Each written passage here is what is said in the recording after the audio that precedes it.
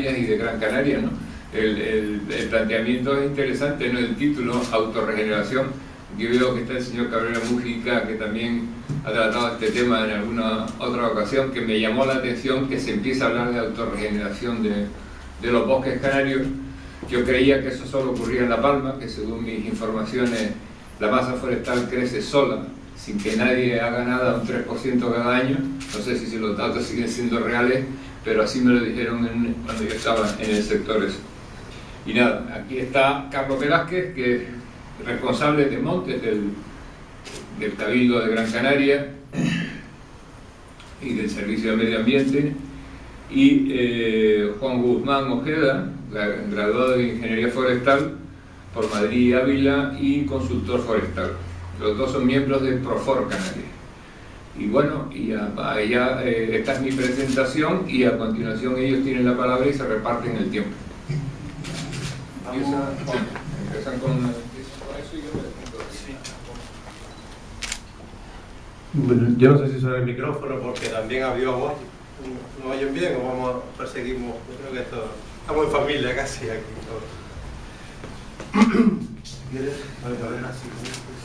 Antes que nada, agradecer a la Real Sociedad Económica de Amigos del País por habernos invitado. Yo creo que no es una casualidad, sino que ya de forma histórica ha tenido una incidencia muy importante en lo que es la preocupación por la recuperación del bosque en Gran Canaria. Ya en otra ocasión estuvimos aquí y lógicamente no quisimos aprovechar esa oferta que nos hizo otra vez Tomás de forma generosa para comentarles a ustedes algo sobre el bosque en Gran Canaria. En este caso concreto, pues un proceso que ya, como Tomás ha dicho, estaba un poco olvidado o tamizado, porque está ahí esa capacidad que está teniendo el bosque de regenerarse. Antes que nada, no queremos dejar los agradecimientos o los reconocimientos para el final, porque en este proceso un poco de análisis y de evaluación de esos procesos de autorregeneración hay muchos compañeros trabajando. Uno de ellos está aquí, que es José Julio Cabrera Mujica, pero también Isabel Reyes en el vivero de Osorio, Lucas Rodríguez Cabrera, Erlan Sausmendi, ellos dos son silvicultores. Marco Díaz Beltrana es un compañero que está haciendo temas de injerto y hablaremos de ellos. José Juan Rodríguez Cárdenas y Benjamín Artiles, un compañero ingeniero forestal del Cabildo, pues también de alguna forma queremos integrarlos en este trabajo. Pero lo que está claro es que aunque trabajemos en diferentes empresas, al final pues el tema verde une bastante, y al final pues todos compartimos inquietudes y entre todos intentamos aprender, compartir experiencias, trabajo, de la imaginación, y siempre imaginar un bosque pues mejor al que tenemos, ¿no? Hablaremos sobre, la conferencia será muy gráfica, sobre todo será mucha foto, poca letra, ¿no? Que se vea bien claro lo que queremos decir.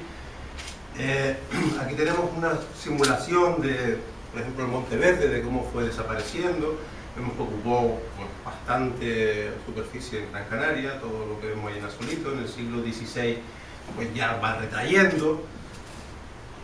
En el siglo XVIII pues ya apenas quedan aquí un poquito ya de fallarpresal, que ya no es ni siquiera una laurisilva de calidad, y un poquito de laurisilva en la montaña de Bramas, que fue la última que desapareció. Total, que aquí se ve lo que quedó, y haciendo números, pues sobre 14.500 hectáreas, pues actualmente, o sea, de forma original quedaron 188, un resultado de un 1,3%. Gracias a la labor de reforestación que se lleva haciendo desde el año, desde finales de los 80, principios de los 90, pues este número no es lo que hay ahora mismo en Gran Canaria. Tenemos que estar en torno sobre las 500 hectáreas aproximadamente, quizás más, y hay mucho bosque. Pero sobre todo lo que va la conferencia es que aparte de lo que plantamos está ocurriendo algo, hay una efervescencia, o sea, la naturaleza estuvo mucho tiempo como si fuera una pelota de esta antiestrés apretada, ¿no? Y luego se soltó y ella poco a poco fue recuperando, ya no pudo ser lo mismo que era, pero hay un movimiento, ¿no? Y eso es lo que estamos intentando registrar, observar y perseguir, ¿no? Lo que sí podemos decir es que hace más o menos 100 años, cuando Gran Canaria llega al mínimo histórico de superficie arbolada, está claro que había una presión sobre el territorio tremendo, había que ser prácticamente autárquico, no se podía prácticamente importar nada. Y entonces podemos decir que la superficie en Gran Canaria de bosque rondaría las 6.000 hectáreas, es decir, un 4% de lo que es la superficie insular. Claramente el bosque estaba a punto de desaparecer. Esta imagen,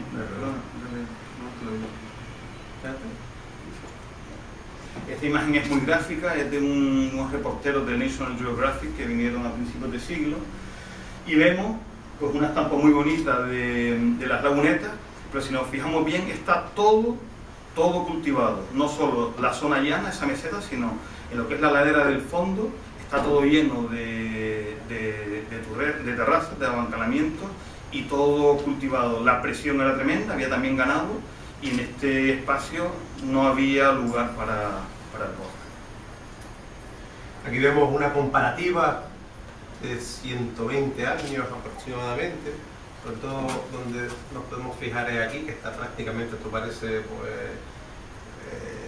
Monteleón en el sur, después de abandonar a Tomatera. Estamos en pleno norte, ¿no? Y vemos como ya pues toda esta mancha de color, en 120 años, pues, incluso alrededor del pueblo también se nota, ¿no? Vemos se ve claramente la palmera, por ejemplo, pues serían los hijos de esa palmera aproximadamente. Se han hecho, como dijo Juan, importantes trabajos por parte de la administración. Ya a partir de los años 80 el Cabildo acomete lo que es el inicio de la restauración de la laurisilva. Osorio es un claro ejemplo de ello. Aquí tenemos pues al antiguo director del Jardín Botánico Canario, que también jugó un papel tremendo en todo este proceso de restauración, porque sabemos que al principio se empezó con el pinar, era un planteamiento como más bien ingenieril, y poco a poco pues se fue integrando una visión más de ecosistemas y de querer recuperar la vegetación original. Aquí por ejemplo vemos una imagen de Osorio en las primeras repoblaciones. Eso puede ser a finales de los 80, principios de los 90. Sí. Y vemos como actualmente pues ya lo que es la montaña Osorio está en su gran totalidad repoblada y dispersando, ¿no? Que es lo que a donde vamos, ¿no? Entonces se está encontrando pues ya una fuente semillera creada, artificial y rica, con unos vestigios, ¿no? Que también están caminando, ¿no? Hay dos corrientes que se están encontrando y es un poco lo que vamos buscando. Vemos cómo todavía se mantiene, pese al abandono, la gran raya entre lo público y lo privado, sobre todo en las cotas altas, ¿no? Y el pinar, pues ya veremos en las diapositivas posteriores, no se le queda quieto, no está quieto. O sea, si él le dejan, pues camina, ¿no? Todo ser viviente. Vamos ahora ya a pasar, hemos hablado de lo que ha hecho un poco la administración para fomentar la reforestación, pero nosotros queremos centrar nuestra presentación en ese proceso de autorregeneración, y ahí podemos ver dos procesos separados. Uno, lo que podríamos llamar que es la autorregeneración interna, es decir, esa capacidad que tiene cualquier ecosistema forestal de regenerarse internamente, de que los frutos, las semillas caigan al suelo, broten y salgan nuevos ejemplares. Está claro que los pinares originales, que eran públicos, también tenían una presión por parte de la población que iba pues a carbonear, a sacar leña, a sacar timones, etcétera, etcétera, y entonces se quedaron muy empobrecidos. Y lo que ha pasado en los últimos 50, 70 años es que con la debida protección también ha habido un proceso de cicatrización interna, lo que llamamos autorregeneración interna. Aquí un poco se puede observar que tenemos toda la edad de senectud, regeneración, que lo veremos más adelante también. Vemos como el bosque se abandona y él empieza a caminar pues de la forma que mejor puede. Unas veces pues simplemente es errático, ¿no? Pues camina a saltos, ¿no? Va saltando, pues funciona la dispersión, ¿no? O sea que esto es una forma de crecer. Y un comportamiento, ¿no? O sea, no crece de un núcleo hacia afuera, sino va dispersando, creando golpes, ¿no? Un poco de manera mimosa, ¿no? Dependiendo de factores millones, ¿no? De por qué esos comportamientos. Pero lo que sí queremos que se queden con estas imágenes, o esta también, estos en los datos de Santa Brígida, donde también se ve que a partir de un núcleo, en este caso de Acebuche, está habiendo una dispersión. Pero si bien hace decenios la separación entre bosque y terreno de pastizal o de cultivo era clara, ya vemos que son más bien como unas progresiones y ya no está clara la frontera. Y lo que se empieza a ver, y si ustedes van por el campo y observan un poco, es pequeñas islas o pequeños ejemplares de bosque, de árboles, y eso lo que significa es que está habiendo un proceso de regeneración. Incluso se puede ver este avance, como parece que aquí va a encontrar una dificultad, ¿no? Y aquí también, porque son palmerales también que es urbano, ¿no? O sea que el bosque avanza y va encontrando pues sus barreras, ¿no? Y a veces las podrá superar y otras pues requerirá de gestión. No solo ahí habíamos hablado del termófilo, de lo que es la cebucha, la palmera, pero eso también, aparte de en el pinar, que ya hablamos de él, lo vemos en el Monteverde, en todas las zonas de medianía, Teror, Moya, Firga, los altos de Guía, como en este caso, se observa muy bien. Vemos que empiezan en el territorio a aparecer de forma salteada ejemplares, en este caso de laurel, que es la especie más abundante en Gran Canaria junto con la falla, en lo que al Monteverde respecta. Porque como digo, empieza a verse pues, un paisaje que ya no es ni agrícola ni forestal, sino que está en medio, pero que es algo muy interesante y muy ilusionante porque lo que nos está diciendo es que ahí está pasando algo. De hecho, aquí un poco esto se puede decir que ha salido de la nada, ¿no? Este golpe de laurel, ¿no? Porque de la nada no es, por supuesto viene de algún sitio y viene sobre todo de aquellos laureles que quedaron colgados en los riscos, aquellos que fueron inaccesibles, aquellos terrenos que nunca fueron roturados, pues de ahí vuelve la pelota a crecer hacia afuera otra vez. También aquí pues vemos lo mismo, pero en vez de laurel, brezal, pero además en un comportamiento diferente a lo que el brezo hace en la laurisilva, porque el brezo y la falla lo que hacen es cicatrizar las perturbaciones naturales que ocurren en la laurisilva, ¿no? Pero aquí está avanzando incluso en un helechal, ¿no? O sea, que está aprendiendo a desarrollar nuevas técnicas y lo que hace es que va pues, mucho más lento de lo que de forma natural iría, ¿no? Pero por ejemplo, este brezal está en el Pico Viento, debajo de Osorio, no, perdón, el Pico El Rayo, y tiene apenas 10 años. Y poco a poco le va ganando la partida al helecho, porque el helecho tiene una fase de invierno, que es donde está seco, y es la que el brezo aprovecha para caminar. Pero que, digamos, están aprendiendo nuevas lecciones, ¿no? de estrategia, o adaptando estrategias. Aquí vemos, pues, cerca de Montaña Alta, esa mezcolanza que ya se empieza a generar entre castaños que ya estarían originalmente, pequeños núcleos de laurel que se vienen reforzando y brezos también. Y eso, pues, pueden ser de alguna forma esos orígenes que van a dar a que haya esa dispersión en los alrededores. Esto es un trabajo que se hizo y hay una retrospectiva, nos fuimos a la foto más antigua que había, el año 62, y empezamos a comparar foto tras foto a ver qué ocurría en el territorio. Aquí en el 62 se ve que está todo agrícola, toda la superficie en explotación agrícola. Aquí ya en el 77, la verdad que en blanco y negro no se aprecia mucho, pero bueno, en el 77 ya hay abandono agrícola. Del 87 al 2000 ya se nota que hay un movimiento, y estamos hablando de 13 años,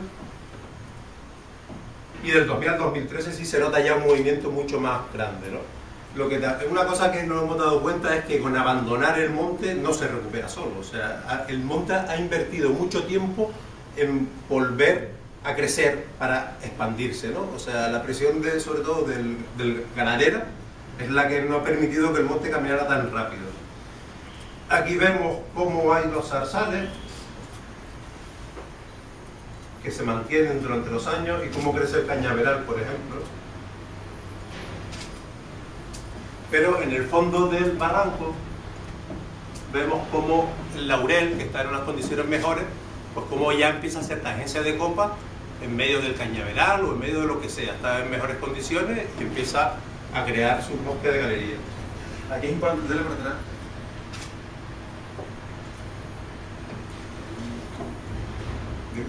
Sí, que en esta imagen también se ve que muchas copas tienen una forma cónica. Eso también nos indica que son ejemplares jóvenes.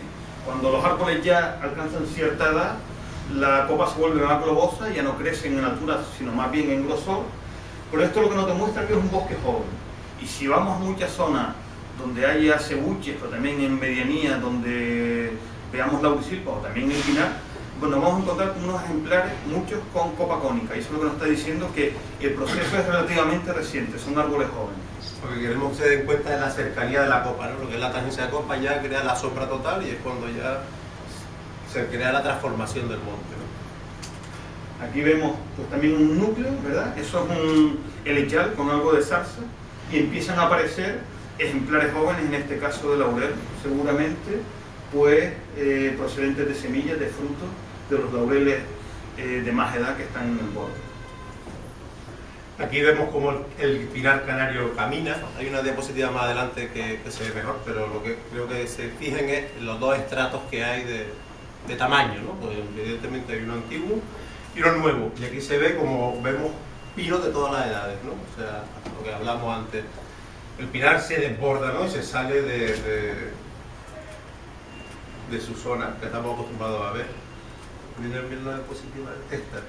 Aquí, por ejemplo, está la línea donde se plantó el pinar y simplemente pues, se puede decir que resbala por la montaña. Pero donde se plantó, donde se mantuvo, ¿no? Porque es un poco la línea entre monte público y el monte particular, y vemos que ya a partir del monte público, que es la parte alta, esto es el monte de Damadaba y el pinar, la montaña de alta vista, y vemos como el pinar de forma natural pues va reconquistando aquel terreno que hace ya bastante tiempo perdido. Dentro de los ecosistemas canarios vemos que el que más capacidad de resiliencia, ¿no? De volver a recuperar su estado natural tiene, pues es el pinar.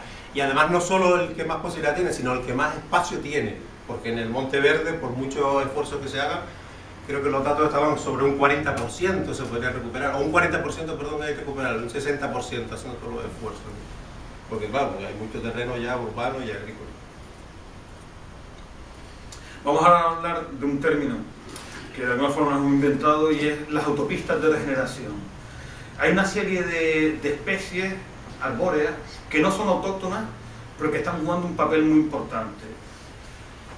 Nosotros, cuando analizamos estos procesos de dinámica silvícola, intentamos siempre decirle a la gente que no mire tanto el DNI de las especies, si vienen de Australia, de América, de Asia o son autóctonas, sino el currículum, es decir, que le pida un currículum a la especie, que diga qué puede hacer esa especie por la vegetación canaria, ¿no? Entonces ponen una serie de árboles muy interesantes, como son los olmos, los castaños, el álamo blanco o el almendro, que tienen una estrategia de reproducción. En este caso, por ejemplo, el olmo lo hace a partir de brotes de raíz, es decir, que un solo árbol produce raíces y de las raíces salen brotes que terminan siendo un nuevo árbol. Hablamos de un árbol bosque, por decirlo así, y lo interesante y lo que vemos es que debajo y a la sombra de esas olmedas empiezan a aparecer especímenes de laurisilva. No es casualidad, sino simplemente que la laurisilva necesita media sombra, necesita la protección de un dosel por encima, y en este caso el olmo, pero en otros casos el castaño o el álamo blanco también se lo ofrecen. Entonces, en este caso nos es indiferente que el olmo sea europeo o sea de aquí, sino que nos interesa es qué está haciendo para la recuperación de la laurisilva. Vemos como de este solo olmo, pues todo eso ha caminado, son todos brotes de raíz, son el padre, y todo esto es la prole que trae, ¿no? Y no solo eso, sino que también lo hace en sitios muy inaccesibles, ¿no? En pendientes muy rocosas, donde sería muy difícil repoblar, y vemos que se ha generado una sombra, ¿no? Y sobre todo, fíjense una cosa, es decir, tenemos una masa boscosa arriba, muy umbrosa en verano, muy fresca, y está colonizando una zona que ha perdido mucho suelo, que actualmente tiene un matorral pues de retama, entre otras cosas, donde hay pita, una vegetación pues muy primitiva, por decirlo así, y bueno, lo que estamos constatando es que esa fase intermedia de olmeda lo que puede generar, si la gestionamos adecuadamente, es que ahí se nos regenera otra vez una laurisilva de calidad. O sea, intentar que estos fueran laureles repoblados hubiera sido una ingente labor imposible, ¿no? Pero ya tenemos un verde ahí, una sombra, y digo, gracias a la naturaleza, ¿no? Pues porque buscamos cómo nos puede ayudar, ¿no? También el olmo, hemos visto que el olmo o el álamo negro, que se usaba mucho para forraje, pues ya se ha ido perdiendo ese uso y ellos siguen caminando, como decíamos antes, pero también, por ejemplo, juegan un papel muy importante al lado de los zarzales, que son de muy difícil erradicación y transformación, como veíamos en la foto anterior, que en 10 años prácticamente no se han movido.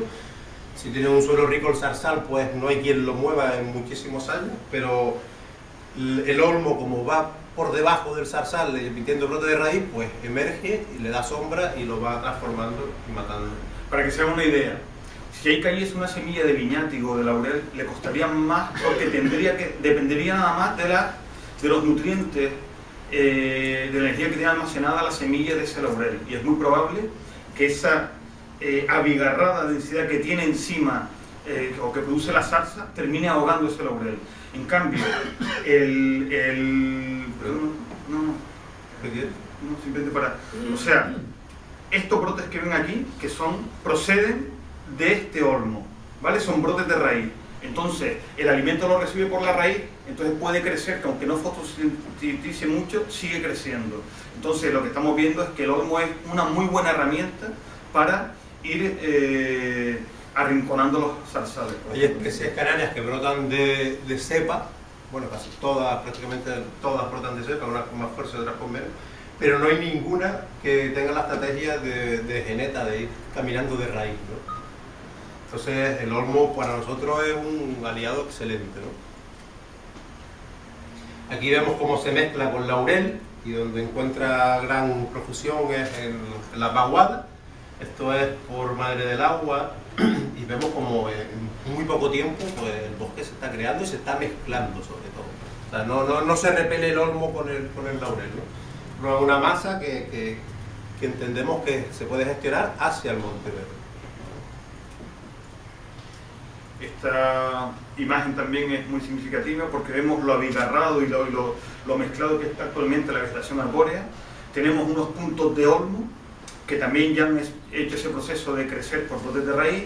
En el centro tenemos un núcleo de álamo blanco que también tiene esa capacidad de crecer por brotes de raíz, y laureles aislados. Pues bueno, ese es el caldo de cultivo ideal para que el laurel vaya dispersando, se vaya haciendo con esa media sombra que generan los olmos y los álamos, y si le hacemos la gestión adecuada, pues podemos terminar convirtiendo esto en laurisilio. Hay una palabra así vulgar que usamos cuando vamos al monte y vemos esto es una borrachera, o sea, aquí se mezcla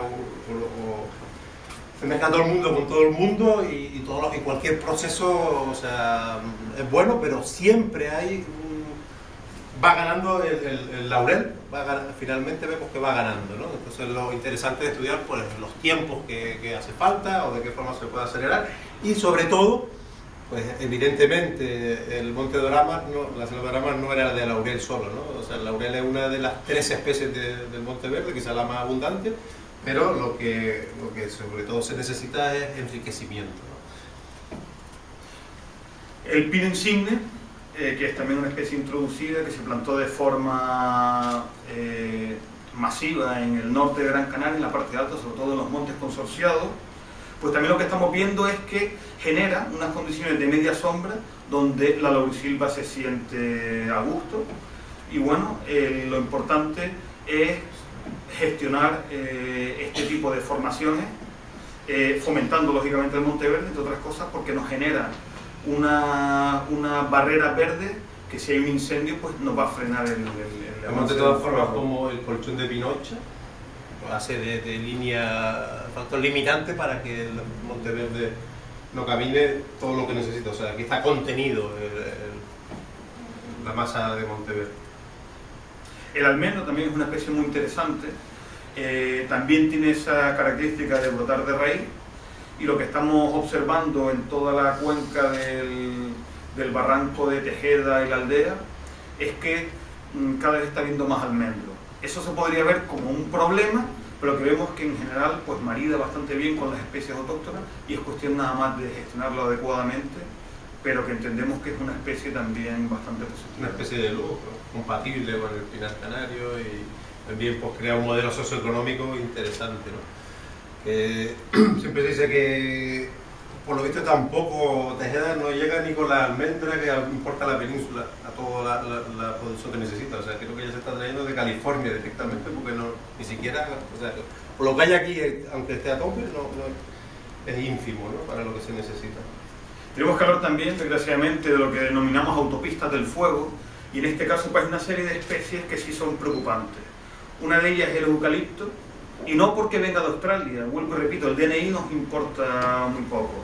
Es el currículum, aquello que puede hacer por la vegetación canaria. Y hay que decir que son especies muy competitivas, consiguen mucha altura, A la laurisilva, por ejemplo, le cuesta bastante asentarse debajo de eucaliptares, y sobre todo es peligrosa cuando crece de forma salvaje en laderas y en fondo de barrancos. Vemos que las medianías del norte de la isla en muchas zonas se están llenando de eucaliptares, y es algo que hay que gestionar, porque como digo, está muy bien en plantaciones, en la zona de Moya, Firgas, ahí juega un papel importante, son superficies privadas. De hecho, podríamos incluso pensar en tener más plantaciones, sea de eucalipto o sea de otras especies, para producir madera, porque necesitamos, oye, biomasa, necesitamos leña, necesitamos madera de carpintería, pero en terrenos marginales, en terrenos agrícolas abandonados que no se vayan a utilizar otra vez para la agricultura.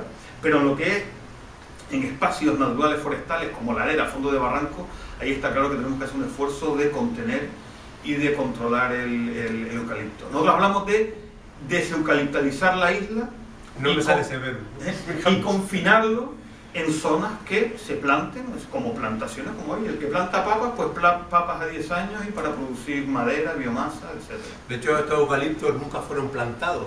Todos estos eucaliptos están en el barranco de Teror y son todos hijos de los que están en la carretera. Por eso muchas veces cuando dicen que no quiten los eucaliptos de la carretera, pues en algunos sitios sí están haciendo un flaco favor a la flora canaria, porque estos nietos de esos eucaliptos que están en la carretera le pasan, como están en una situación mucho mejor de sustrato, pues le pasan en varios metros en altura y en grosor. Hay que decir también que bueno, la flora canaria, si la gestionamos adecuadamente, también tiene herramientas para poder contener eucalipto, después podemos hablar de ello. Pero otra especie también que nos preocupa mucho es la caña. Esta es la parte norte de Osorio, ahí hay verdaderos mares de caña, ahí le cuesta también mucho a la vegetación autóctona asentarse, y tiene pues claramente un grave peligro de incendio porque propaga muy bien el fuego, y son también formaciones que hacen de autopista del fuego y que tendremos que gestionar. Por ejemplo, no hay la caña a tener tanta altura, no encontramos ningún elemento natural que lo vaya transformando. O sea, por ejemplo, el olmo contra la caña, pues... Bueno, el olmo, algo le hace, pero... El olmo sí entra por la estrategia sí, de brote de sí, raíz, pero no llega a la altura, porque si la caña es más alta, pues el olmo también se queda por debajo de la altura. Está claro que frena claramente. No hay elemento natural para... La lucha biológica contra la caña es mucho más complicada. Vamos a hablar ahora de una cuestión muy concreta, y es el papel que juega la bifauna en la recuperación del bosque. El compañero José Julio Cabrera pues está haciendo con nosotros un trabajo muy interesante, y les vamos a contar una pequeña historieta. Hace ya 40, 50 años, en lo que es el monte del Brezal de Santa Cristina, la parte alta estaba totalmente pelada y se hizo una plantación. Se plantaron diversos tipos de pino y también se plantó 3 hileras de cedro canario, a lo mejor en total 40 cedros más o menos. Bueno, lo que se ha visto es que una vez que esos cedros canarios crecieron y formaron frutos, empiezan a aparecer a 100, 200, 300 metros de distancia, una segunda generación de cedros, hijos de ellos, ¿no?, que provienen de ellos. Entonces ahí preguntamos, mira, el viento no puede arrastrar esa semilla. ¿Quién plantó allí? ¿Quién reforestó allí? Claro. Y la única contestación viable que tenemos es que son las aves, los pájaros, que se comen su semilla, muchas veces la digieren, pero o sea, se comen el fruto, la semilla es muy dura, como en el caso del cedro o la sabina, pasan por todo el tracto y salen pues hasta abonadas y generan nuevos ejemplares. Y en el caso, por ejemplo, aquí vemos de drago y palo blanco, estos son semillas de drago y palo blanco, debajo de un cedro. Esto lo han traído los pájaros, pensamos que seguramente es el mirlo, porque se come los frutos enteros de la laurisilva, del drago, pero después no le pasa por todo el tracto intestinal, porque es muy delgado, y la vuelve a regurgitar. Y bueno, esa semilla cae al suelo y genera pues una siguiente generación de árboles. Sí, este cedro, por ejemplo, sería la tercera generación, ¿no?, de lo que está ocurriendo desde hace 20 años. Sí. Y lo que vemos es eso, que ya los pájaros nos trastocan todo el panorama, porque empezamos a ver ejemplares de árboles que decimos, oye, pero si el laurel más cercano está a 200 metros, con el viñático lo estamos viendo en la zona de Alcantarilla, y es increíble, ya los pondremos aquí en las imágenes, el potaje tremendo que hay de traslocación de semillas, y la verdad que mientras el mirlo no se dé cuenta de que hay sindicatos y de que hay fines de semana y siga trabajando todos los días, la verdad que tenemos el seguro, el futuro asegurado, ¿no? Y además del mirlo, pues también una de las cosas que se están intentando a través del Cabildo, bueno, se está intentando, se puede decir que está logrado ya, ¿no? La introducción de las palomas de laurisilva, bueno, que actúan igual que el mirlo, pero a más distancia, ¿no? Pues por lo visto la rabiche es más de bosque termófilo, pero hay muchas especies de termófilo, por ejemplo, en Monteverde, compartidas. Esto está pasando lo mismo con el acebuche, es decir, la imagen que veíamos antes de Pino Santo totalmente pelado y cómo está ahora, ahí las aves juegan un papel importantísimo, porque por gravedad no puede avanzar tanto el bosque, ¿no? Sino hay un transporte aéreo, por decirlo así, que son las aves, son los pájaros. ¿Este es de los pájaros o de la gestión de la sombra? Bueno, no, aquí vemos al pie de un cedro de segunda generación una cantidad importante de madroños de regeneración. Todos los que vemos aquí son madroños, fruto de lo que han dejado atrás los pájaros. Aquí la evidencia, ¿no? de por qué esos madroños están ahí, y están justo debajo de la sombra del cedro también, ¿no? Claro. Están como la guardería, ¿no? Como protegidos por... Lo vemos que las aves necesitan un posadero también, y le da lo mismo la especie que sea, pero donde se pueda posar. Claro, aquí está lo de los posaderos. Sí, es un efecto muy claro que vemos. A la izquierda es un antiguo brezo en el brezal de Santa Cristina, y al pie justo sale un palo blanco. Y tú te encuentras eso y dices, ¿de dónde viene este palo blanco? Pues resulta que el palo blanco que produce frutos más cercanos está a 200 metros.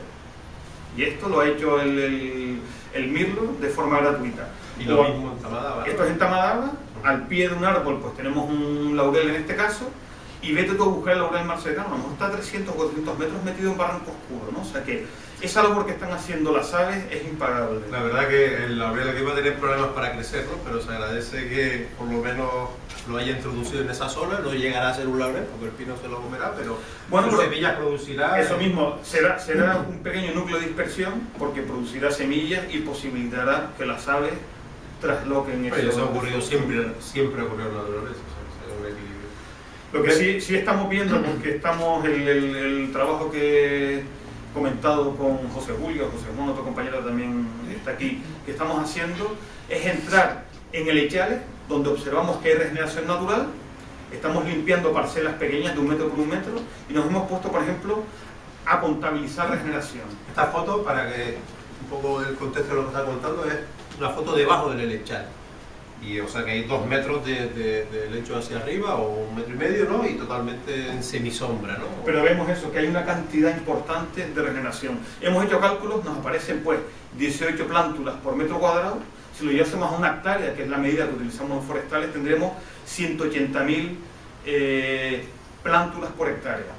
Si un bosque adulto, lo que le caben como máximo son 150 a 200 árboles por hectárea, vemos que aquí sobra una cantidad tremenda y vemos también la potencia tan grande que está teniendo este proceso de recuperación, de autorregeneración, gracias a la bifauna. No todos hasta los laureles llegan hacia arriba, porque aunque el helecho hace una fase en la que lo deja respirar, que es en invierno cuando se seca y cuando en verano le hace un paraguas y lo protege, luego cuando se seca cae mucho de lado el helecho y tumba la planta atrás, ¿no? El efecto malo del helecho es cuando lo empuja y lo deja torcido a ras del suelo, ¿no? Aquí estamos haciendo pruebas, por ejemplo, esto es hacer una especie de mulch. Estos son 3 viñáticos de regeneración natural, y para no estar limpiándolo siempre del lecho y para ver si son viables, si es viable esta regeneración, pero como es ponerle un saco y taparlo y ver qué respuesta tienen. Esto de alguna forma es intentar aprovechar esa fuerza de naturaleza que nos ha puesto la semilla, nos ha puesto la plántula ahí, y con muy poco esfuerzo tener ya una planta ya conseguida. Esto es más barato que la repoblación convencional. No es la alternativa, pero sí tiene que ser un complemento importante ahí donde vamos este proceso de autorregeneración. Vemos que en el mundo forestal, o sea, la investigación muchas veces pues, no existe, pero existe sobre todo la experimentación, ¿no? O sea, con mover un papel de sitio, como hacer un mínimo movimiento se consigue un montón, ¿no? Pero ¿qué ocurre? Que son muchas hectáreas y que cada metro cuadrado tiene una oportunidad cada 25 años, ¿no? Y entonces por eso hay que saber aprovecharlo.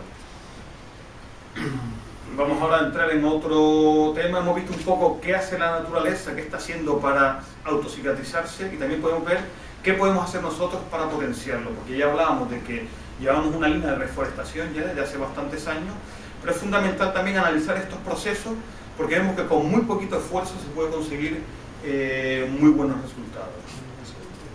Esto es un laurel creciendo en medio de una olmeda. Una olmeda en invierno, es decir, si no. Entonces, a la derecha ven lo que pudo ser el olmo original, hacia el fondo todo lo que son esos brotes de raíz que han generado ese bosquete, y por medio vemos ya cómo el milo se ha encargado de ir soltando semillas de laurel y está generando pues una laurisilva incipiente. Aquí encontramos un palo blanco. Este es de repoblación. No, se ha repoblado debajo de una olmeda, ¿no? Este, si se fijan, tienen en medio una planta repoblada, un palo blanco en este caso, y alrededor todos los brotes que ven son esos brotes de raíz del olmo, que de alguna forma lo hemos controlado también, porque aquí tenemos que gestionar la sombra. Si nos pusiéramos, digamos, el ojo a la altura del palo blanco y miráramos hacia arriba, pues es posible que encontráramos algo parecido a esto, ¿no? Entonces, lo que dice Carlos, ¿cómo podemos nosotros ayudar al bosque? Pues esto se va cerrando, y aunque pasa una época del año en que va a poder sobrevivir, pues los ciclos son cortos, no le da tiempo a crecer todo lo que crecería el palo blanco. Entonces, por medio de la motosierra, una herramienta que puede llegar a ser muy ecológica, como algunas veces hemos dicho, pues se produciría una... A ver, ¿cómo seguimos? Intentaríamos que se abriera la luz, ¿no? En el proceso. Como ven, lo que intentamos es gestionar la sombra, ¿vale? Nosotros entendemos que en todo este proceso que estamos caminando no gestionamos especies, sino gestionamos procesos, claramente. Y uno de ellos es la fabricación de sombra y gestionarla, que hay especies, ya dijimos, el castaño o el olmo, que nos generan ese proceso. También hay matorrales interesantes, como puede ser la bencomia, que crean esas condiciones de semisombra donde la laurisilva se siente muy bien. Sí, ahora vamos a hablar también de otra línea. ¿No deja hacerlo de los pájaros? Sí, y es un poco el conseguir la mejora de hábitats de las especies dispersoras.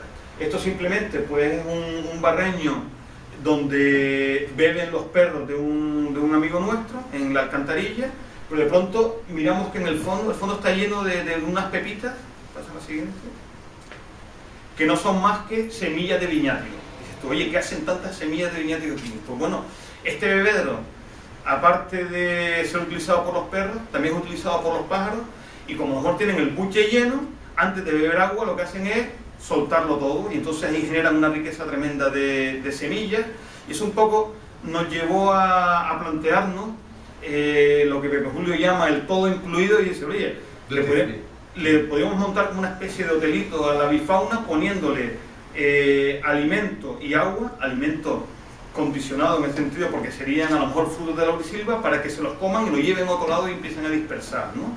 Entonces lo que sí tenemos claro es que el bosque no son solo los árboles, es el sotobosque que lo acompaña, son los animales, y por eso hay que saber leer todas estas interacciones que hay, porque a lo mejor simplemente poniendo un bebedero podemos multiplicar el proceso de regeneración. Entonces nosotros nos vemos un poco como gestores de sombra, ¿no? Aquí vemos regeneración de madroño en este caso, al pie del pinar, ¿no? También hay brezo, y son todos procesos pues, muy interesantes. Decir que ese proceso es inducido, ¿no?, por el hombre y por la repoblación, y necesita seguir, una vez que el bosque, digamos, ha sido tocado, pues necesita ser tocado durante mucho tiempo para que siga viviendo muchos más años, ¿no?, para conseguir el bosque final. Esto es tu finca, ¿no? Sí, esto es... Es agricultor también, o sea... Yo soy pequeño propietario forestal, muy pequeño, pero la verdad que estoy muy orgulloso de los toritos que tengo. Y bueno, aquí se metió una primera generación de pino insigne, y lo que vemos ya es que se está llenando todo de laureles ya desde hace tiempo, pero desde unos años para atrás también de viñático. Y bueno, lo que estamos haciendo ahora mismo es abriendo ese dosel de pinar para posibilitar el paso de un pinar cerrado a una laurisilva. Y lo que comentamos antes, digamos que la laurisilva tiene que aprender idiomas para aprender a germinar, por ejemplo, en un suelo de pinocha puro, ¿no?, que no es su estado natural, ¿no? Se va adaptando, o sea, si quitaras la pinocha, seguramente se multiplicaría, ¿no?, la cantidad de regeneración.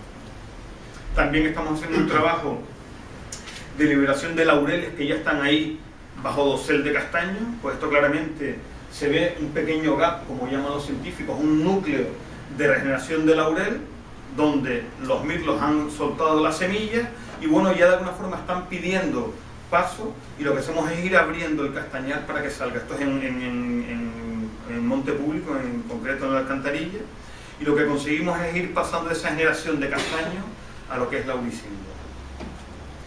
Hablamos de una transformación que se va produciendo poco a poco, que siempre el mal de los forestales que nos vivamos, de los biólogos en general, de los amantes de la naturaleza, que no vivamos 300 años para aprender realmente el monte, solo vemos una parte, un clip de la película, ¿no? Y intentamos aplicar pues para que la película siga, ¿no? Y aquí, por ejemplo, lo que hablábamos antes, por una de las técnicas que también se usa muchas veces es el anillado del eucalipto, aunque ya está empezando a haber demanda de biomasa en Gran Canaria e incluso se va introduciendo pequeña maquinaria, y si el eucalipto se puede, si como recurso se puede sacar y aprovechar y aprovecharlo, por ejemplo, para calentar las piscinas de los hoteles del sur o los centros de talasoterapia, por ejemplo. Ya está viendo madera que está sobrando en el monte, que está yendo directamente a la energía renovable del turismo, ¿no? Ese ciclo es muy importante porque es un poco el ciclo ético, ¿no?, del hombre y del bosque, ¿no? Y bueno, y para que entiendan lo que es un anillamiento, es simplemente el quitarle la corteza exterior a un árbol para ahogarlo de alguna forma, para que no llegue la savia elaborada otra vez a las raíces, ¿no? Entonces, en este caso, el tronco o el fuste grande que tienen atrás era un eucalipto blanco, y lo que se ha hecho es anillarlo para darle viabilidad a esos laureles que están delante. El eucalipto, con la estrategia tan potente que tiene, un montón de veces, a veces el anillado se vuelve a conectar el cambium, si no se hace bien, o otras veces parece que el tío sabe lo que le ha hecho y empieza a regenerar semilla, y sale un auténtico mar de pequeños eucaliptos, ¿no? Y ahora también vamos a hablar de una cosa muy, muy concreta, una experiencia que hemos tenido en los últimos años, y lo que intenta reforzar es la creación de núcleos de dispersión de semillas. Vamos a intentar explicárselos, y todo parte en 2007, cuando tuvimos el gran incendio del sur de Gran Canaria, donde árboles muy señeros, como puede ser el pino de Pilancones o también el mulato, los perdimos a causa del fuego, y en concreto el pino de Pilancones sufrió mucho. En 2008, después de un vendaval, se vino al suelo, y la verdad es que se nos vino el alma a los pies, no sabíamos qué hacer, y dijimos, pues mira, vamos a quitarle más que sea yemas de la copa, porque aunque estuviese caído estaba vivo todavía, y vamos a injertarlas en algunos pinos para más que sea mantener esa riqueza genética, ¿no? Entonces nos trajimos de Segovia al mejor injertador de pinos que hay en la península, y injertamos con esas yemas una serie de patrones, ¿no?, como se hace en los frutales. Pero la verdad, nuestra sorpresa fue, a la derecha lo que tienen es un ejemplar, una réplica del pino de Pilancones que ya ha crecido, ¿no?, una yema que pusimos y que siguió creciendo, y nuestra sorpresa fue que después de 6 años empieza a producir piña. Pero no solo que empieza a producir piña, sino que dentro hay semillas que las plantamos y son viables. O sea, lo que queremos decir también en la foto anterior es que es de aquí para abajo es un patrón de un pino, que además ya se ha soldado y no se nota de lo que es patrón, y de aquí para arriba es este mismo pino, o sea, 100% el mismo pino, o sea, así que digo. Más se nota que es un pino que tiene 3 metros y tiene unas sículas bastante largas, ¿no?, para lo pequeño que es, ¿no? O sea que se puede afirmar que el pino Pilancones genéticamente sigue conservado. Y que se comporta como un pino adulto porque produce semillas viables en muy poco tiempo. Entonces se nos encendió una bombillita porque dijimos, oye, si hemos conseguido esto con este pino, a lo mejor resulta que empezamos a tratar a nuestra flora forestal como si fuesen frutales, a injertarlo, y conseguimos árboles que en vez de que produzcan frutos a los 30, 40 años, lo produzcan a los 5 o a los 10 años.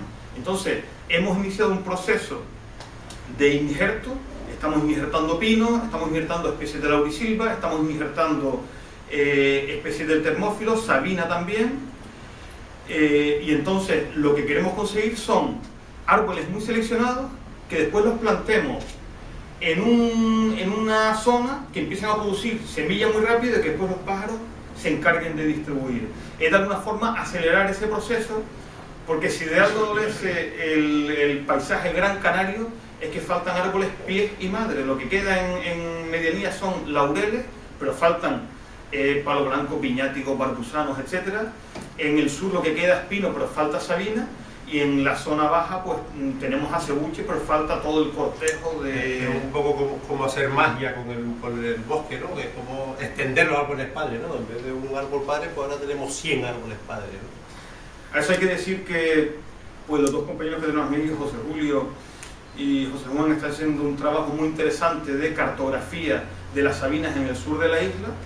Están saliendo todos los martes a georreferenciar pies de sabina para en un futuro, cuando ya tengamos afinado el tema del injerto, podamos ir, riscarnos, sacar unos cuantos brotes, injertarlos y tener ya esa riqueza genética.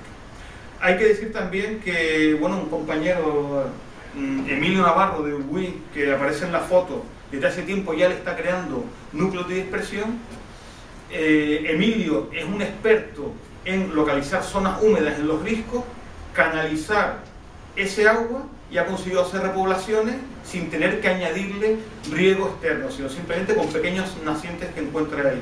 Y bueno, el efecto positivo que hemos visto es que nos planta pequeños núcleos, por ejemplo, de sabina, y hay uno que a los 10 años también ha empezado ya a producir frutos, seguramente motivado por ese riego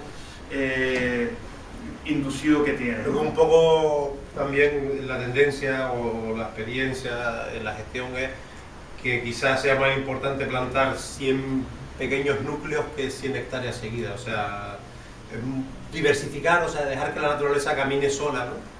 Y por ahí pues va cambiando un poco el concepto, ¿no? De no vamos a plantar laderas, vamos a plantar donde realmente con un mínimo esfuerzo conseguimos una máxima eficacia para muchos años. Sobre todo esto, para recuperar el monte verde y el termófilo norte es muy importante porque no tenemos muchos terrenos públicos. Entonces, si conseguimos comprar pequeñas parcelitas de 1000 metros, 2000 metros aquí y hacemos esos núcleos de dispersión, ya se encargarán después de los pájaros de diseminar el arbolado otra vez por todas aquellas laderas, aquellas zonas que actualmente no estén en uso, ¿no? Vamos a engañar a aquellos que tengan las tierras en abandono, por decirlo así, y sin querer le van a llegar más semillas, ¿no? Bueno, el MILDO no diferencia entre público y privado, lo que hará es pues, hacer su trabajo y bueno, ya si no tiene otro uso, pues el bosque va a reivindicar aquello que fue suyo hace muchos siglos, ¿no? Y vamos a hablar también de un problema muy grave que tenemos en todo el oeste de Gran Canaria, donde también tenemos esos procesos de autorregeneración. Este es el barranco de Vigarol, donde hay un palmeral muy interesante, con palmeras jóvenes también, donde hay un pinar incipiente, porque quedaron pinos aislados, pero aparte del... ¿sí? Vemos también eso, un pinar muy abierto, pero con todas las clases de edad. El pinar que está bajo en el barranco puede tener a lo mejor 100... puede tener 150, 200 años. En ladera podemos tener alguno que puede tener 120 o 100 años, y tenemos también pinos jóvenes. Lo interesante también es que estos pinos son bastante productivos, producen muchas piñas y por ende pues muchas semillas, pero nos encontramos con un problema, y es que de pronto nos aparece pues la cabra, y donde aparece una cabra, el problema es que aparecen dos cabras, y donde aparecen dos pues más, y hay verdaderos ganados en toda esa zona del oeste de la isla, tanto en el macizo de Tamadaba-Tirma como lo que es Guguí y lo que es Inagua, incluso también llegando a los altos de Mogán, y el daño es muy evidente. Vemos que estas zonas pues, que tienen ese potencial de autorregeneración, que es la palabra significativa, pero que está totalmente coaccionada o se va cortando poco a poco por culpa de este herbívoro. Fíjense aquí a la izquierda, ese árbol de lejos no se ve bien, pero está totalmente anillado, va a terminar seguramente secándose de ahí para arriba. A la derecha arriba tienen un pino totalmente ramoneado, y abajo pues algún macho cabrío se ensañaría con ese... Esto ya es con los cuernos directamente, esto no es con la hoja. Y lógicamente pues frena todo ese proceso. Afecta no solo al pino o a la palmera, sino también al resto del cortejo florístico. En este caso son tajinastes blancos, que también se ven totalmente sobrepastoreados por ese ganado sin dueño. Incluso esta zona se llegó a comprar y se llegó a reforestar, y el éxito reforestador ha sido muy bajo, porque aunque la planta se ha conseguido, la propia planta también ha sido ramoneada, en este caso un almácigo, y se ha perdido por comerlo, ¿no? Aquí vemos un pino que la verdad se enseñaron con él porque le han quitado totalmente lo que es la copa y terminaron matando. ¿Tiene el pardal? No. El peralillo. No, esto no es. Pero en esta imagen sí vemos regeneración natural de peralillo, una especie de monteverde seco o de termófilo húmedo que está presente en agua y que se está regenerando. Pero claro, de nada que crezcan, ahora mismo están metidos dentro de roca, de nada que crezcan un poco, ya se encargará alguna cabra de venir y comérselo, ¿no? Lo que sí tenemos que dejar claro es que hay que diferenciar entre lo que es el pastoreo profesionalizado, racional, con pastores de las cabras sin dueño. Aquí lo más importante de esta imagen es esto. El pastoreo va, pero el pastor también. A veces hay gente que defiende, sobre todo en la agricultura, que hoy en día es imposible que un ganado lleve pastor, que el pastor tiene que estar haciendo sus cosas en el banco y no sé qué, no sé cuánto, mientras que el ganado esté suelto. Y para nosotros eso no tiene sentido, o sea, siempre que haya un ganado tiene que haber alguien, aunque lo mire, aunque sea de lejos. No, y sobre todo el daño lo hacen las cabras sin dueño, hay que dejarlo claro, es decir, son aquellas que se han silvestrado, que por alguna razón siguen en el monte y están haciendo un daño manifiesto, ¿no? Nosotros estamos totalmente a favor del pastoreo controlado y profesionalizado porque juega un papel muy importante, lo podemos meter allá donde queramos. Oye, para que sean un sector económico, para que se ganen la vida, para que se creen puestos de trabajo, se mantengan, y también para que mantengan ciertas zonas limpias contra incendios. Pero eso es totalmente diferente a lo que está pasando en el oeste de Gran Canaria, que hay una densidad importante de cabras asilvestradas sin dueño y están de alguna forma frenando este proceso de autorregeneración.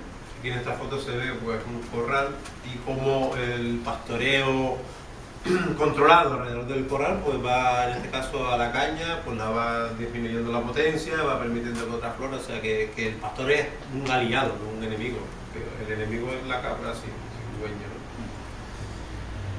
Bueno, todo lo del currículum y el DNI está en la foto, ¿no? Sí, terminamos con esta, que la verdad es que es una imagen para nosotros muy esperanzadora, porque lo que se ve una cepa de eucalipto blanco y donde un mirlo ha soltado una semilla de viñático y está creciendo pues un viñático en medio del eucalipto. Y me parece que con esto es lo que decía Carlos, de que a las especies no les mire el currículum, digo, no les mire el DNI, sino miren el currículum, ¿no? Y con esto terminamos. Debemos seguir hablando, pero tampoco.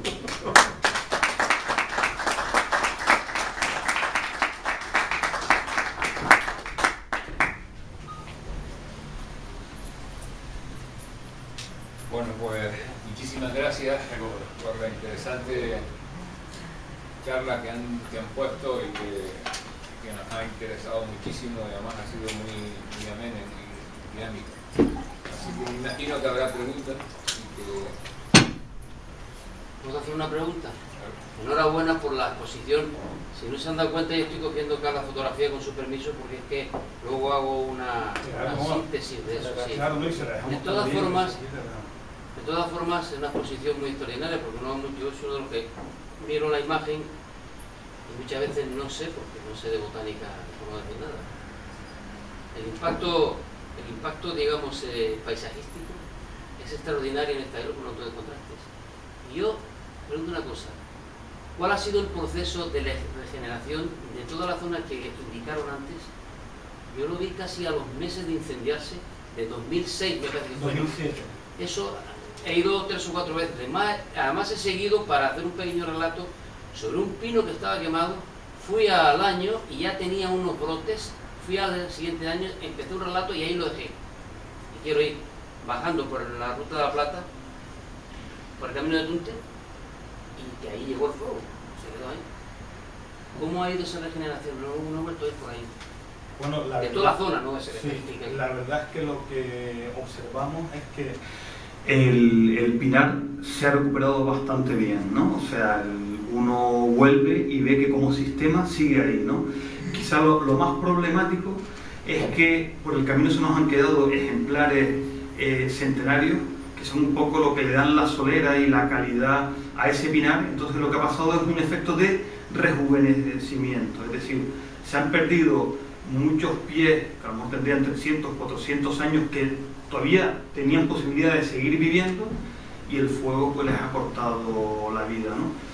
Hay un proceso de regeneración, por supuesto, pero claro, si comparamos con zonas del Mediterráneo donde se quema un pinar y hay que empezar de cero otra vez, la verdad es que somos tremendamente afortunados, ¿no? Pero no podemos caer en la simpleza de decir que el pinar canario o los ecosistemas canarios están totalmente adaptados al fuego, porque están adaptados a un régimen concreto de fuego, que son los naturales. ¿Cuáles eran los fuegos naturales en Canarias? Eran fuegos de invierno, cuando venía una borrasca, venía un rayo, y se encontraba un ambiente más húmedo, con la pinocha, con un cierto nivel de humedad. Entonces serían lo que nosotros llamamos fuegos fríos, que muy raramente llegarían a la copa, no matarían a los árboles, sino harían un efecto como de quitar pinocha y aclarar algo el... muy poca superficie, porque los que se han registrado apenas... Claro, entonces eso es diferente a los fuegos que tenemos actualmente, que son fuegos de verano, pero a pesar de eso tenemos que decir que los ecosistemas han respondido muy bien, gracias a Dios. Sí, yo comparto con Carlos que la gran pérdida de 2007 fueron los árboles centenarios, porque ya tenían una herida dentro, estaban ahuecados, ¿no? Acuevados, ¿no? Y esa tea expuesta y arde como la tea, o sea, te llega el fuego y a lo mejor te da rabia, ¿no? Porque con un mínimo, a lo mejor con un minuto se podía haber liberado 500 años, ¿no? A esto también hay que decir lo siguiente, y es que cuando se habla de incendios, mucha gente decía, oye, vale, el pino resiste, pero ¿qué pasa con todo el cortejo florífero? ¿Qué va a pasar? ¿Se va a empobrecer el pinar? Y lo que nos damos cuenta es que si un ecosistema está adaptado al fuego, no solo está adaptado a la especie principal, sino todo su cortejo. Entonces lo que vimos es que muchas especies, incluso algunas en peligro de extinción del sotobosque, empezaron a aparecer y con gran profusión. Y lo que es increíble es que incluso después del fuego consiguieron más superficie. Lo que sí ha sido un problema es el ganado ese sin dueño, es decir, las cabras sí han venido detrás en muchas zonas y sí han actuado sobre esa regeneración, y con eso pues nos vemos que muchas veces ese ganado salvajado es mucho más peligroso que lo que puede ser un incendio. Claro, luego la cabra no ramonea porque los excrementos no transmite semilla, o puede, o si hay... Es un problema de densidad, es decir, si hubiese una cabra cada 100 hectáreas no habría problema, porque actualmente podemos estar con una cabra cada hectárea. Entonces la presión es tan grande que incluso ramonean plantas que no han llegado a producir frutos, ¿sabes? Entonces no... Un trozo ese. Es diferente el pastoreo controlado personalizado, pero las cabras salvajes en el monte lo tenemos que dejar claro, que bajo nuestra posición como forestales es que o quieres a las cabritas y las dejas o quieres al bosque, pero en esa zona no puedes querer a los dos a la vez. Sí. Yo tengo dos preguntas, voy a hacer primero una y luego más tarde haré la otra. Yo echo en falta que al exponer y hablar especialmente del olmo, del álamo blanco y demás, no hicieran hincapié en que son caducifolios, y que eso, lo que implica eso para la laurisilva y para su conservación durante el verano. Sí, perdón, claro, tengo la boca niña, no se me oye. Digo que yo echo en falta, sé que ellos lo dominan perfectamente y me gustaría que lo explicaran, que cuando hablamos de olmo, hablamos de álamo blanco, cuando hablamos de castaño, etcétera, hablamos de bosque caducifolio. Y lo que me gustaría que pusieran especial énfasis en explicar lo que implica eso para la laurisilva en el estío. Estamos, entonces... no lo dijimos para que lo digas tú, así que nos lo explico. Y luego, se veía en la fotografía. Y luego, aparte de eso, también que pusieran énfasis en el abanico de posibilidades que se nos produce, que se nos generan en el momento en que existe esas hormedas, o tanto de álamo blanco como el olmo, etcétera, de cara a aprovechamientos madereros y generación de riqueza. Esa sería la primera pregunta. Ya luego vendré con la segunda. Yo contesto un poquito a la primera, si quieres la segunda. No, solamente si el olmo fuera perenne, no habría compatibilidad ninguna. O sea, hay un dinamismo porque el olmo va perdiendo la hoja, todos los años se va renovando. Y es lo que después, cuando vimos aquella diapositiva que se abría el dosel arbóreo, ¿no? Pues eso es justamente la luz. Hemos visto que, bueno, tú también con las experiencias, que si no se interviene con la motosierra, o sea que a lo mejor crear ese huequito de luz, lo que consigue es ganar 2 meses de crecimiento, o sea, y cada año un poquito más y un poquito más, ajustando las dimensiones. O sea, por ejemplo, en La Palma se dice que el castaño va en contra de la laurisilva, ¿no? Y de ahí salió el decreto de invasoras en Canarias, porque a través de Tenerife y tal. Y todavía lo dice, todavía lo habla. Para nosotros el castaño es una bendición, porque además es que nos da efervescencia, nos da movimiento, ¿no? Entonces esa hoja que cae, pues es materia orgánica para la planta de laurisilva, ¿no? Pero en La Palma pues, parece que el problema es que como hay mucha pendiente, pues hace un colchón muy grande y la planta le cuesta llegar al fondo. Germina a lo mejor a 40 centímetros y le cuesta más llegar al suelo, ¿no? Pero por supuesto, o sea, en verano, que es cuando más casca el sol, pues el olmo actúa como un paraguas de sombra de señorita del siglo de los años 60. Hay que decir que el olmo, el castaño pierden la hoja pues en octubre, noviembre sobre todo, ¿no? Hemos observado que los laureles empiezan a brotar en enero más o menos, por esta época, y hasta mayo no empieza a salir la hoja del olmo. Es decir, que de enero a mayo tiene el laurel para hacer la metida de crecimiento anual, y como ya dijo Juan, cuando ya viene el verano ya tiene la sombrilla y se queda esperando al próximo otoño y al próximo invierno para crecer. Con respecto a la madera, pues bueno, el olmo tiene una madera excelente, parecida casi a la del roble, igual a la del fresno en calidad. El olmo europeo está muy afectado por una enfermedad que es la grafiosis, un hongo que ha diezmado todas las poblaciones en Europa, que está a punto de la extinción. Y bueno, Canarias, en concreto Gran Canarias, es un reservorio de olmo europeo. Y eso es interesante porque a lo mejor en un futuro, cuando tengamos que gestionar esas olmedas para darle paso a la laurisilva, pues tengamos una producción de madera que incluso a lo mejor podamos hasta exportar, ¿no? El olmo en Inglaterra se llama English Elm. Pues oye, podemos perfectamente, pues no sé, hacer figuritas, bolígrafos, etcétera, de madera, y a los turistas ingleses decirles, miren, estén tranquilos que esa especie que ustedes tanto quieren de la campiña inglesa, que está en peligro de extinción o muy diezmada, pues aquí la mantenemos, y no solo eso, sino que está jugando un papel importantísimo para la recuperación de nuestro bosque. Bueno, la segunda tiene que ver más bien con, hablábamos del pastoreo. Yo el pastoreo, esto lo veo también como un problema, no solo es, vamos a ver, veo terrible lo del ganado silvestrado, pero yo pienso que el ganado, cuando un pastor sale al monte, tendría que salir con un ganado semi-estabulado. Es decir, la primera ración hay que dársela en el pesebre para quitarle el ansia al animal, y que realmente, digamos, es preferible cultivar para que la primera ración se la lleve en el pesebre y luego salga y ramonee. Nos ayudaría incluso de cara al monte, que pasa con el pastor como pasa con la cabra salvaje, aunque lo lleve una persona. Es decir, está comiéndose todo lo que pilla por delante.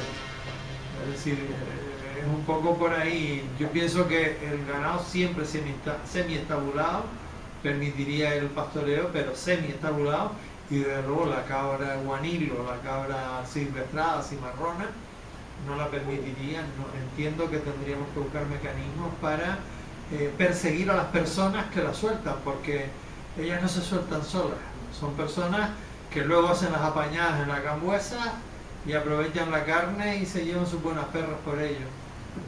Yo creo que hay un matiz muy importante, y es que ese ganado guanil, ese ganado sin dueño, está en zonas con un muy alto valor florístico, ¿vale? El macizo Inagua tiene una serie de endemismos que solo están ahí, le pasa lo mismo a Huihui, y esas cabras sí que se alimentan principalmente de especies autóctonas y muchas en peligro de extinción.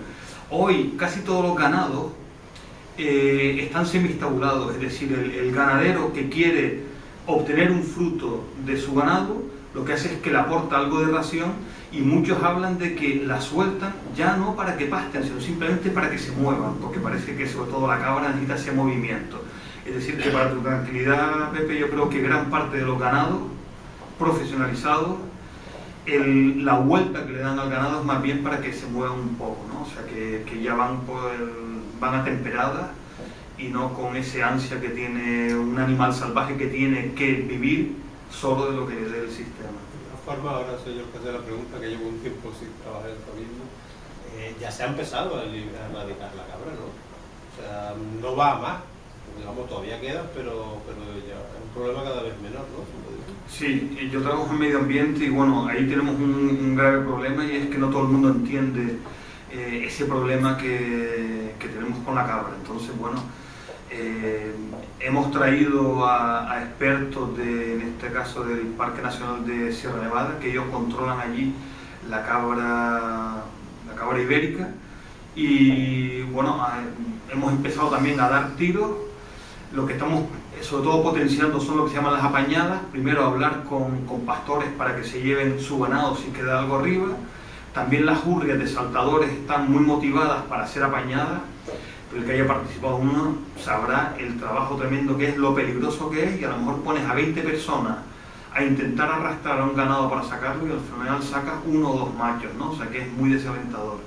Entonces nos han montado los de la Liga anti-maltrato de animales y todo eso, alguna manifestación, pero lo que hay que decir es que, al menos desde Profor, no entramos de qué forma hay que controlar y erradicar esa cabra, pero sí que hay que erradicarla. Entonces, bueno, algo habrá que hacer, pero lo que de verdad no podemos admitir es que en esos ecosistemas de tan alto valor hay un ejemplar, un animal que es totalmente externo, y sobre todo que la vegetación canaria no está adaptada a que se la estén comiendo, ¿no? Entonces eso hay que resolverlo, porque si no, no vamos a tener estos procesos tan interesantes de autorregeneración. Y eso no es ir contra el pastor, ese está en otro lado. Y bueno, yo lo que invito de verdad a los miembros de esa liga antianimalista, que intenten hacer una pañada para que vean lo complicado que es, y al final no quedan más remedio muchas veces que pegar tiros, con el efecto secundario que estamos dejando carroña en el monte, que puede ir muy bien para el cuerpo.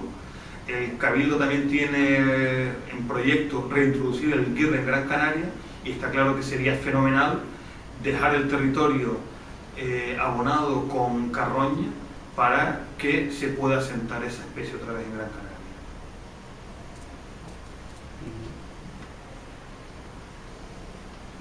¿Alguna otra pregunta?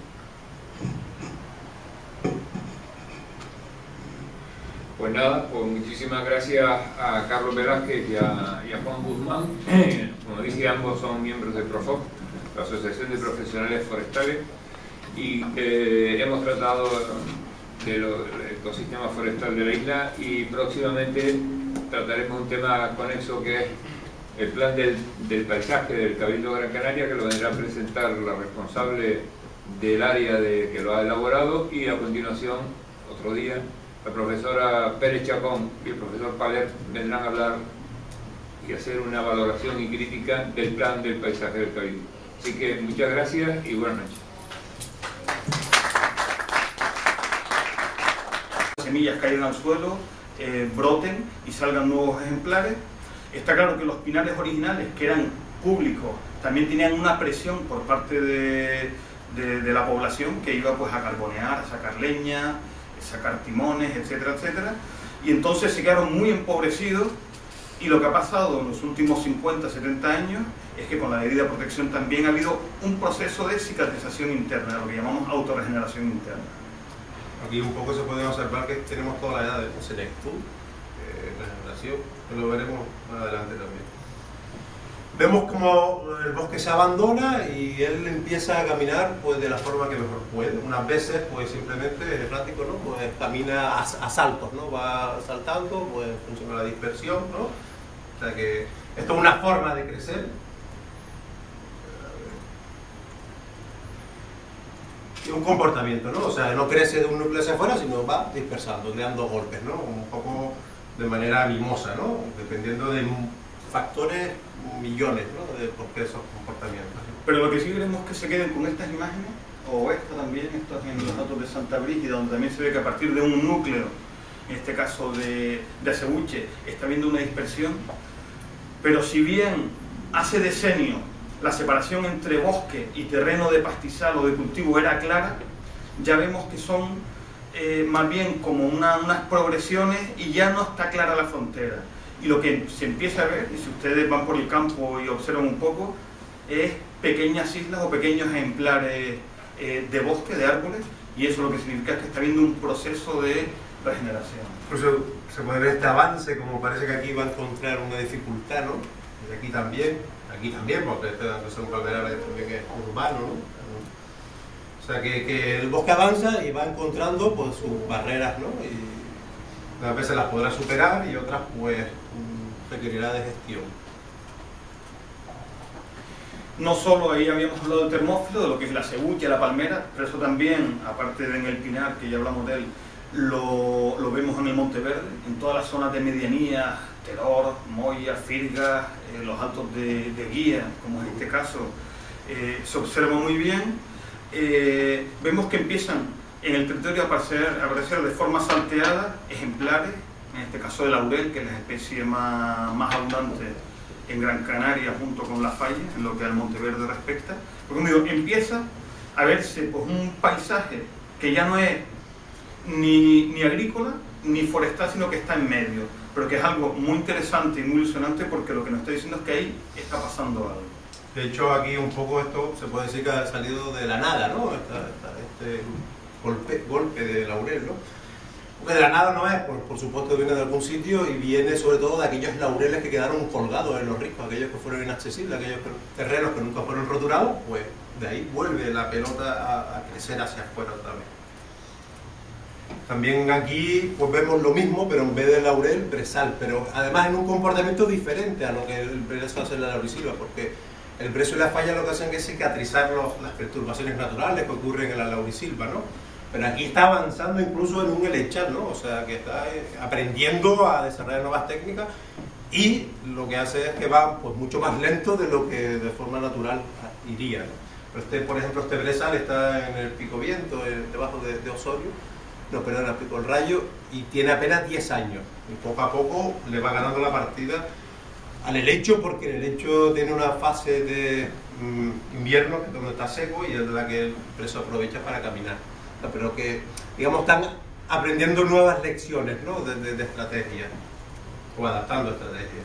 Aquí vemos, pues, cerca de Montaña Alta, esa mezcolanza que ya se empieza a generar entre castaños que ya estarían originalmente, pequeños núcleos de laurel que se vienen reforzando y brezos también.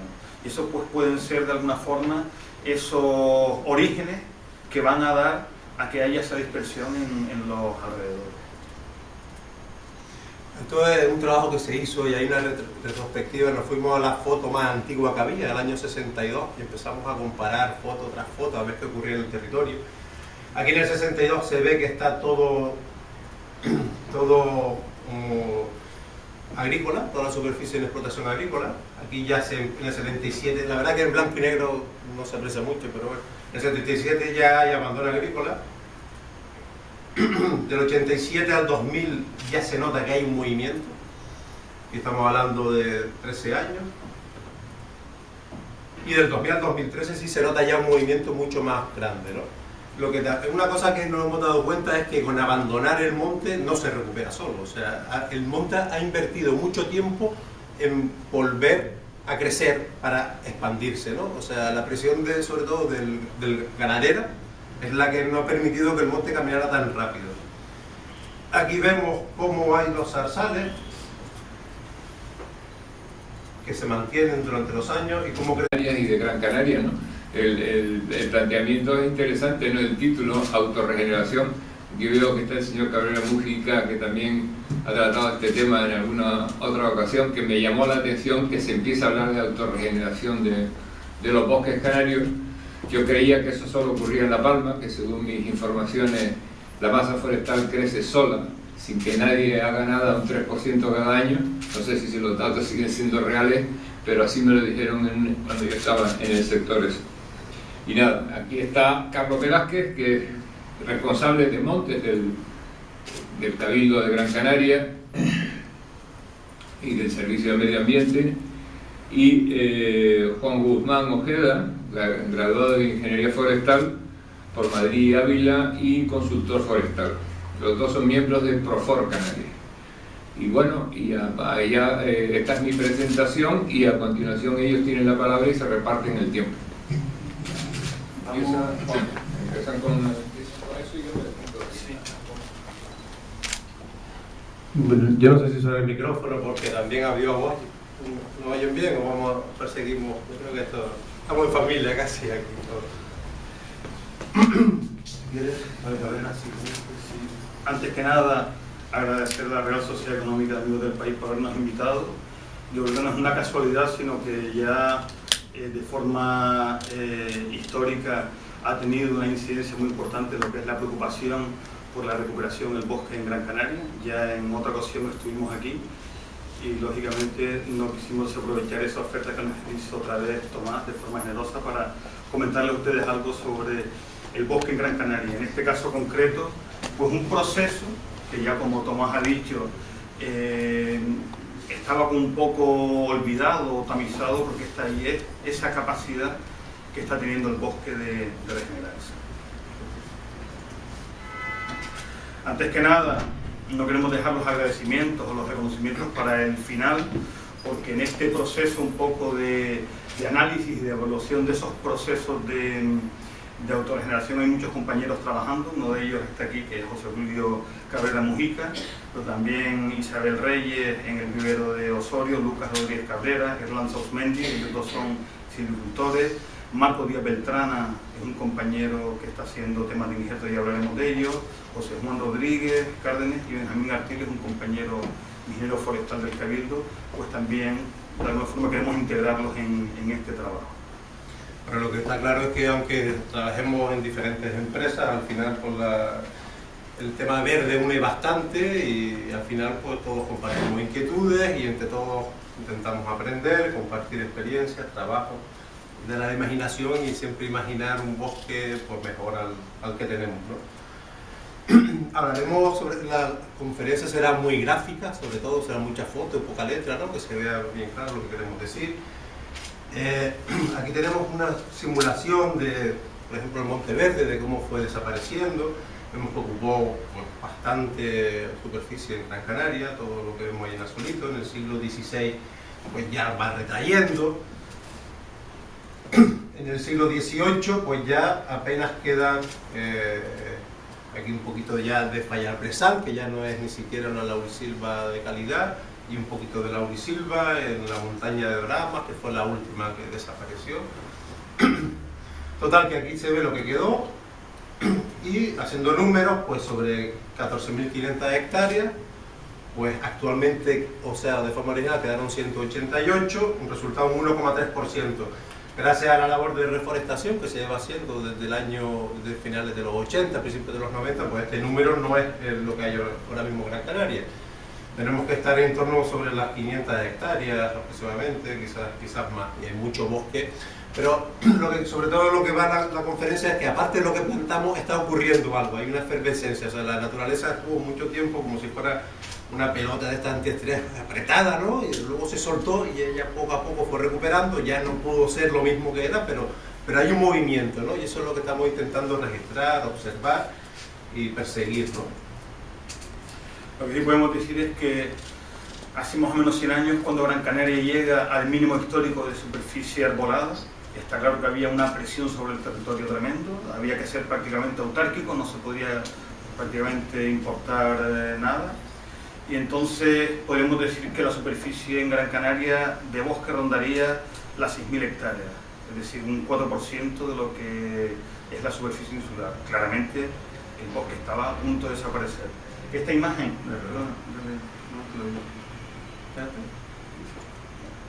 esta imagen es muy gráfica, es de unos reporteros de National Geographic que vinieron a principios de siglo, y vemos pues una estampa muy bonita de las lagunetas, pero si nos fijamos bien está todo cultivado, no solo la zona llana, esa meseta, sino en lo que es la ladera del fondo, está todo lleno de terrazas, de abancalamientos, y todo cultivado. La presión era tremenda, había también ganado, y en este espacio no había lugar para el bosque.